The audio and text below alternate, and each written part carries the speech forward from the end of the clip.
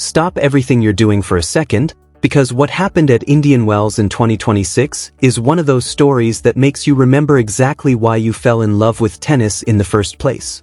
We are not talking about a routine fourth-round match. We are not talking about two players going through the motions on a sunny California afternoon. We are talking about a collision of personalities, histories, psychology, and pure sporting drama that had the entire world, and I mean the entire world, locked onto their screens, leaning forward, barely breathing. The name at the center of it all is Alexandra Eala. 20 years old, Filipino, left-handed, and at this point in the 2026 season, quite literally the most exciting player on the WTA Tour. If you have not been following her story, let me catch you up fast because you need to understand the full weight of what this match meant before we even get into the tennis itself. Just days before this fourth-round showdown, Eala stepped onto Stadium 1 at the BNP Paribas Open, widely considered the fifth Grand Slam in tennis, and she proceeded to dismantle world number 4 Coco Gauff in a performance that left commentators, analysts, and fans completely speechless. Now yes, that match ended with a retirement from Gauff due to a left arm injury, but do not let that distort the picture, because before that medical timeout happened, Eala was not just holding her own against one of the best players on the planet. She was winning convincingly, leading 6-2, 2-0, tearing apart Gauff's baseline game with surgical left-handed topspin, exposing angles that Gauff simply could not handle, and breaking her serve with a calm and ruthless efficiency that had the entire crowd losing their minds in real time. That performance sent genuine shockwaves through the tennis world, and now, still buzzing with that momentum, Eala was preparing to face someone equally dangerous and far more personally significant. Her opponent in the fourth round was Linda Noskova, world number 14 from the Czech Republic, and the reason this matchup carried so much extra emotional weight, the reason every major sports network was running detailed pre-match analysis, the reason tennis fans were genuinely losing sleep over this fixture, came down to two words that had become a rallying cry across every tennis forum and social media platform on Earth. Alex wins 2x. See, Eala and Noskova were not strangers walking onto that court for the very first time. Their history stretched back years, all the way to the junior circuit, where the pressures are raw and the rivalries cut deep. The first time these two met was back in 2018 at the prestigious Les Petits tournament in France. Eala was just 12 years old, barely a teenager, and she outlasted Noskova in a breathless three-set final, 5-7, 6-3, 7-6. Then came the 2020 French Open Junior quarterfinals, played on the brutal red clay of Roland Garros, and Eala did it again. She went down a set, looked momentarily vulnerable, and then completely flipped the match on its head, winning 4-6, 6-3, 6-2. 2 meetings. 2 Eala victories.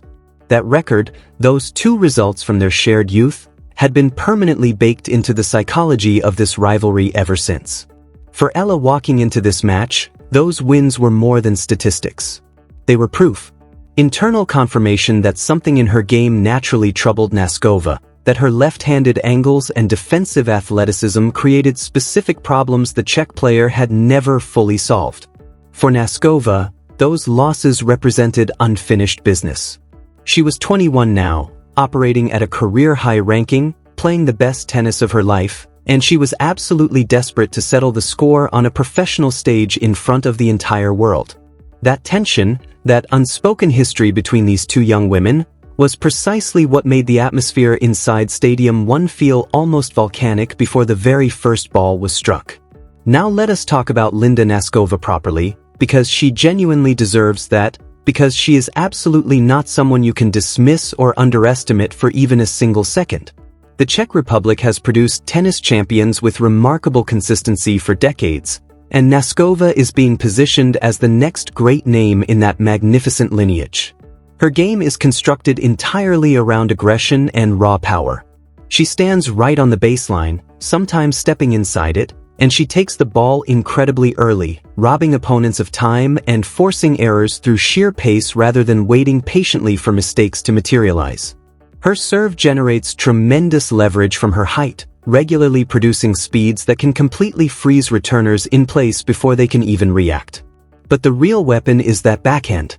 Flat, heavily disguised, driven deep into the corners with frightening precision, it is the kind of shot that makes a tennis court feel about half its actual size for whoever is standing on the opposite side of the net. We saw just one day before this match exactly what Noskova was capable of mentally, not just physically. She fought through a grinding, exhausting, emotionally draining 3-set battle against veteran Serena Sirsti and found a way to close it out, winning the final 2 sets 6-4, 6-4 after dropping a tight opening tiebreak. That is composure. That is the kind of mental strength that separates genuinely good players from truly great ones. So you had 2 fierce competitors, both hungry, both carrying enormous psychological stakes, meeting under the blazing desert sun of the Coachella Valley with the whole world watching. Alexandra Eala's tennis is built entirely on intelligence and tactical versatility. As a left-hander, she enjoys a natural geometric advantage against right-handed opponents, because her cross-court forehand loaded with heavy topspin naturally targets the backhand side of someone like Noskova, jamming her into awkward positions and forcing her to redirect pace that is already moving at a difficult and uncomfortable angle. But Eala is so much more than a retriever or a defensive counterpuncher. She spent significant time developing her craft at the Rafa Nadal Academy, and you can see that influence woven through every dimension of her game. She knows exactly when to absorb pace and redirect it brilliantly, when to flatten out her shots and commit to a clean winner, and when to slow the tempo completely with a sliced backhand that disrupts her opponent's timing and rhythm in ways that are incredibly difficult to adjust to mid-rally. Her movement across the court is quite simply extraordinary. She covers ground with a fluid and explosive athleticism that makes putting the ball past her feel like an almost exhausting endeavor for opponents. We saw that endurance on full display in her opening round battle against Diana Yastremska, a punishing 2-hour 43-minute marathon that Eala eventually won 7-5, 4-6, 7-5, finding a crucial break at 6-5 in the final set to close it out without a tiebreak. The conditioning, the composure under pressure, the clutch instinct, it was all unmistakably present. And because the Goff match ended so abruptly with that early retirement, Eala entered this Noskova clash significantly fresher physically than virtually any other player reaching this stage of the draw. That freshness was going to matter enormously if this match extended into a long and punishing 3rd set. Here is where the story becomes truly fascinating, where the real drama lives not just inside the tennis but in the psychological layers surrounding it. Because while Eala carried that beautiful 2-0 junior record against Noskova, her professional record against Czech players as a whole had been haunting her career like a persistent shadow she simply could not escape. 11 professional matches against Czech opponents on tour. 11 consecutive losses. Every single one without exception. This was what tennis insiders and passionate fans had started calling the Czech curse, and it was a genuinely remarkable and deeply unsettling statistical anomaly for everyone in Eala's corner.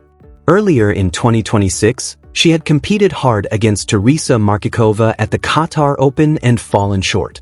At Wimbledon the previous July, she had played beautifully against former champion Barbara Krejcikova, taking the first set convincingly and genuinely threatening before Krejcikova's tactical adjustments in the second and third proved impossible to handle.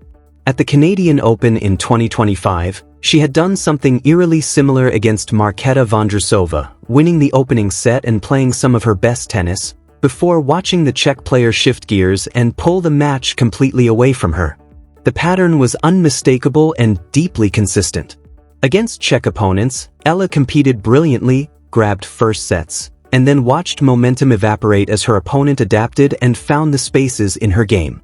The Czech school of tennis produces players with near-flawless technique, ice-cold emotional control, and the tactical sharpness to make adjustments mid-match that completely reshape the dynamics of a contest.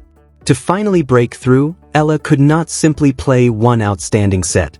She had to sustain an elite level of execution from the first point to the absolute last, across potentially 2 full hours of desert heat, under the crushing weight of expectation on a massive public stage.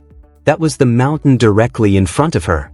And layered on top of all of this was the extraordinary atmosphere that Alexandra Eala generates wherever she competes, something that genuinely sets her apart from almost every other player currently on tour. The Filipino diaspora in California is enormous, deeply proud, passionate, and vocally electric, and when Ella plays at a tournament of this magnitude, she does not merely bring a fan base. She transforms the entire event into something that feels culturally significant and historically meaningful well beyond the sport itself. Stadium 1 was expected at full capacity, over 16,000 fans, with a huge portion draped in Filipino flags, chanting and singing with a sustained intensity that you simply do not associate with a typical fourth-round tennis match anywhere in the world. The WTA itself acknowledged Ella's transformative impact on women's tennis by creating the Philippine Women's Open 125 event to channel the extraordinary interest she generates across Southeast Asia. She has pulled millions of brand new fans into the sport, people who never watched tennis before her, who came to it entirely through her story, and who now follow the WTA with a devotion that rivals anything seen in traditional European and American markets. That crowd energy is a genuinely powerful force. It lifts players when legs are failing and doubt is creeping in. Ella has shown consistently that she feeds off this energy rather than collapsing beneath its weight.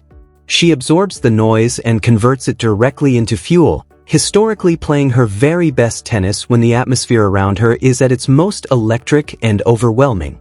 Noskova's challenge was to construct a mental wall around her own focus and treat the entire match as if it were being played in complete silence, drawing on preparation, technical discipline, and the memory of her biggest victories to stay grounded against that relentless partisan storm. Strategically, Noskova's team would have identified one number above everything else heading into this match: first serve percentage. When Noskova's first serve lands consistently above 65%, she dictates the entire match. She controls tempo, sets the terms of engagement, and prevents Ella from doing what she does most dangerously, which is attacking second serves with a heavy, aggressive return that immediately flips the pressure back onto the server. When that percentage drops, when Ella starts seeing those slower second balls regularly, the complexion of the match shifts entirely.